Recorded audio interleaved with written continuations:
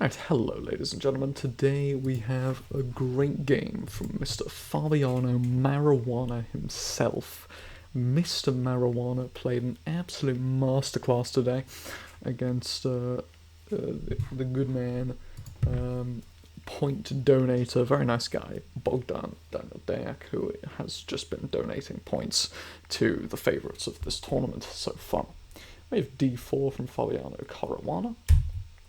We have knight f6 going for the Indian game. We have c4, we have e6, East Indian defense, also maybe looking to transpose to queen's gambit declined.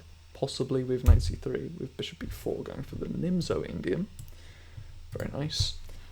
We have e3, which is the normal line, but not the main line, the normal line. Different name, it's a variation. We have castles. We have a3, bishop takes c4, bishop takes c3, sorry, b takes c3, c5, we have bishop d3, we have knight c6, and we have rook b1. I'm not quite sure what the point of rook b1 is, and in fact, this move has been played a couple of times. But it has a pretty bad scoring average for white, with 22% victories for white and 26% losses. So it's actually, this position sees black win more games than it sees white. However, we have d6 here. I assume Fabi's idea was just to get Bogdan out of prep. We have knight e2, we have e5, we have castles, we have rook e8, and f3. Preventing the e-pawn from being pushed to e4. Not really, well, yeah, preventing it because it would never stay on e4. So we have b6, we have e4 from white personally.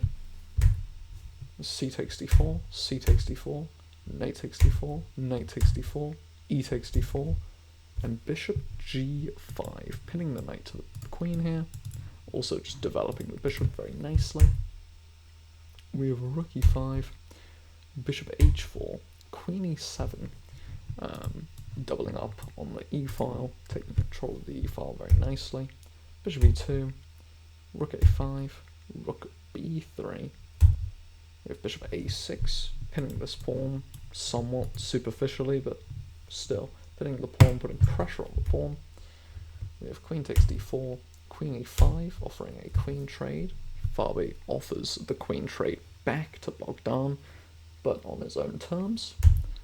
Bogdan accepts the queen trade.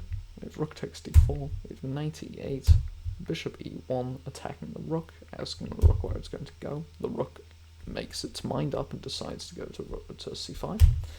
We have bishop e4, again asking the rook, where are you going to go? The rook makes its mind up and goes to c6. We have f4, just pushing these pawns, man. Very nice pawn center here. You want to push the pawns, get them up the board, get some pressure on the position. We have rook ac8, and we have rook c3, which is a great move according to the engine. We have rook c7, we have king f2, just bringing the king in to defend these pawns, and this is what you should do in endgames, and it's about to be an endgame. We have h5, we have h3, preventing the pawn from ever getting too far. Of course, you don't really want to push h4 now because it's already locked in place. So he goes g6, a4, rook c8, we have king e2, we have bishop e7, setting up the bishop on this nice long diagonal. We have f5, takes, and now that was a mistake according to the computer. Whilst Bogdan is already losing, he should have played king h7 here,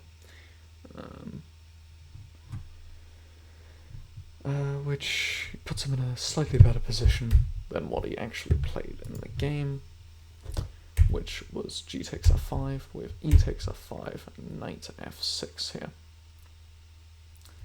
Now, I understand why Bogdan decided to do this, as taking with the g-pawn opens up this diagonal for the bishop, and the knight has some more activity now, and this g-file, you're not really going to be able to take advantage of it in the future, but we have king f4, we have d5, bishop e7, kicking the knight, a little bit of danger levels, because if you take this pawn, you don't lose the knight, but you take this pawn, take the knight, takes, then take, and take. I'll actually just show it on the board. So if you take this pawn, you lose this knight, like so, and then this occurs. Apparently that doesn't occur. In fact, you would play bishop takes h5 instead if you want to win. That doesn't make any sense to me. Just don't take my word for anything. But yeah, we have rook e8 attacking the bishop here, and then rook e3. And in this position, Bogdan Daniel-Deac resigned the game, as this bishop is defended, this knight is being attacked, this pawn is being attacked, there's pressure everywhere, this pawn is being attacked, there's pressure all over the place. Granted, the position is not so bad that I feel like you should resign in this position. There's still enough pieces on the board to create some counterplay, so I do think that the resignation is a bit premature. And it was a premature resignation, as we can say. But I do believe that Bogdan would have lost this game regardless. However, Fabi isn't exactly, he doesn't exactly have that much time, and Fabi's known to make some pretty serious mistakes when he's down low on time, so I do think it would have been wise of Bogdan, considering that the position is not like a cut and dry win. White still has to play the game to win. So I do think that Bogdan should have played on here, but he decided not to suffer through this, and the reason is because everything is under pressure, you're not winning anything, the position is so awful. You get this kind of position, this is the top line of the engine here. You get this position according to the top line of the engine. This position is just terrible. I mean, it's just real bad. You know, you can attack the king here, the king's forced over, and then even here, you have a mate in 7 according to the engine with white, and Bogdan just did not want to deal with that. So instead he resigned after rook e3, and Fabi takes the, so far, sole lead in this tournament with 3 points out of 4. Gukesh is in second place with 2.5 out of 4, and then we have most of the tournament on 2 points out of 4. 2 players on 1.5 points. 4 players on 1.5 points right now, and 1 player on 1 point, being the man who donates points, in Bogdan Daniel-Deac. So yes, the Prague versus Niche game is looking quite interesting, as you can see, but yeah, I'm going to leave it there for this game here.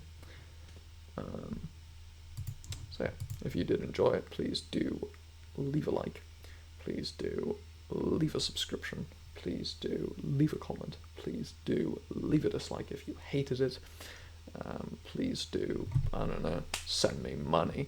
If you can find some way to send me money, there isn't currently, but yeah, if you can figure out a way to send me some money, do send me some money.